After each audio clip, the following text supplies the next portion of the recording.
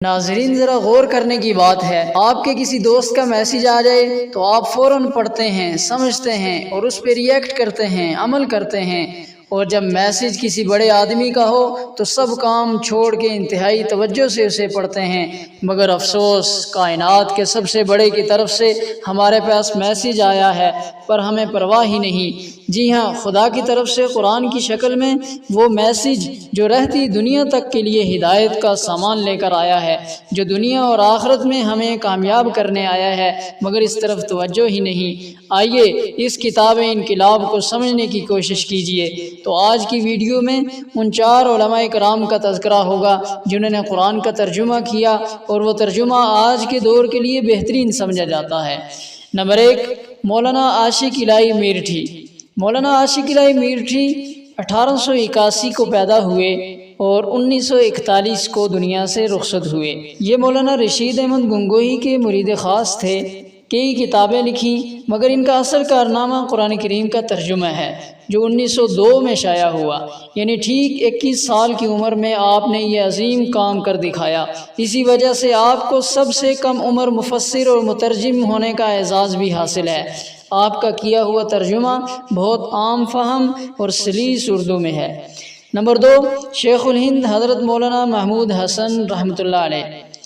آپ 1851 کو پیدا ہوئے اور 1920 کو دنیا سے رخصت ہوئے۔ شیخ الہند کو ملک کی آزادی کی خاطر اور انگریز کے خلاف لڑتے ہوئے 1916 کو مالٹا کی جیل میں قید کیا گیا۔ اسی دوران 3 سال کی مدت میں آپ نے قرآن پاک کا ترجمہ مکمل کیا۔ انہوں نے اپنے ترجمے کو شاہ عبد القادر کے موضوع القرآن کو بنیاد بنا کر اس کی تصحیح اور تفہیم کی۔ اس ترجمے کا نام موضع فرقان رکھا۔ اس کی ایک بڑی خصوصیت یہ ہے کہ بغیر کسی بریکٹ کے عربی الفاظ کے معنی کو اردو قالب میں ڈھال دیا ہے۔ ترجمہ کو بہت مستند اور معیاری سمجھا جاتا ہے۔ سعودی عرب کے شاہ فہد نے علماء کے مشورے سے اس ترجمے کو مولانا شبیر احمد عثمانی رحمۃ اللہ علیہ کے تفسیری حاشیے کے ساتھ بڑے اہتمام سے 1993 میں شائع کر کے بڑی تعداد میں اردو دنیا میں تقسیم کرایا، جسے لوگوں نے خوب پسند کیا۔ نمبر 3، مولانا عبد الماجد دریا آبادی۔ آپ 1892 کو پیدا ہوئے اور 1977 کو دنیا سے رخصت ہوئے۔ مولانا عبد الماجد دریا آبادی اشرف علی تھانوی رحمۃ اللہ علیہ کے خلیفہ اور مرید تھے اور انہی کے ترجمے اور تفسیر کو بنیاد بنا کر اپنے وسیع مطالعہ اور علمی گہرائی سے قرآن کریم کا اردو ترجمہ اور تفسیر ماجدی اردو میں 7 جلدوں میں اور انگریزی میں 4 جلدوں میں لکھی۔ اعجاز و اختصار اور جملوں کا حسن ان کی تحریر کی نمایاں خوبی ہے۔ عبارت بالکل چست، درست اور متحرک نظر آتی ہے۔ ہر موضوع میں ان کی انفرادیت جھلکتی ہے۔ جیسا موضوع ویسا ہی انداز، مذہبی تحریروں میں عالمانہ انداز، قرآن و حدیث اور عربی کی مستند کتابوں سے حوالہ جات، دنیاوی موضوع پر ایک محقق اور فلسفی کی طرح مغربی مفکرین کے آراء سے مدلل مفہوم کو پورے طور پر ذہن نشین کرا دیتے ہیں اور لفظوں کو نگینہ کی طرح لگا کر کاغذ ہی پر نہیں دل پر لفظوں کا تاج محل کھڑا کر دیتے ہیں۔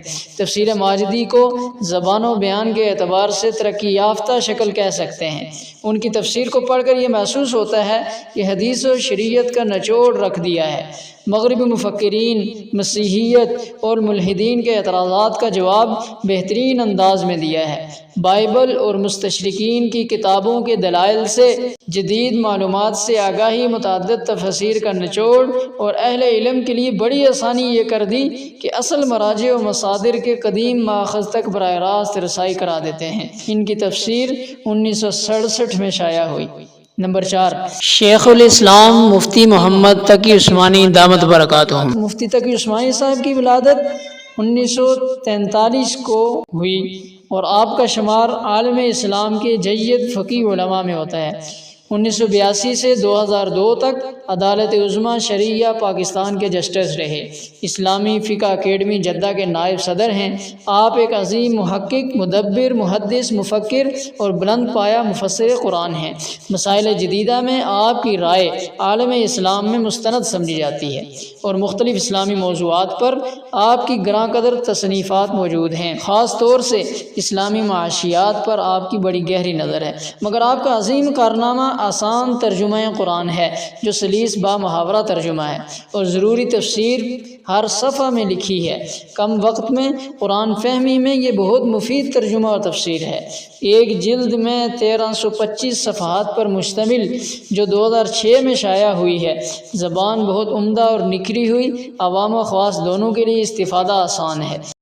بہت جلد اسے شہرت و مقبولیت ملی اور لوگوں نے خوب پسند کیا۔ خدا تعالیٰ سے دعا ہے کہ ہمیں قرآن کے ساتھ دلچسپی، شوق اور ذوق نصیب فرمائے اور قرآن کا فہم نصیب فرمائے۔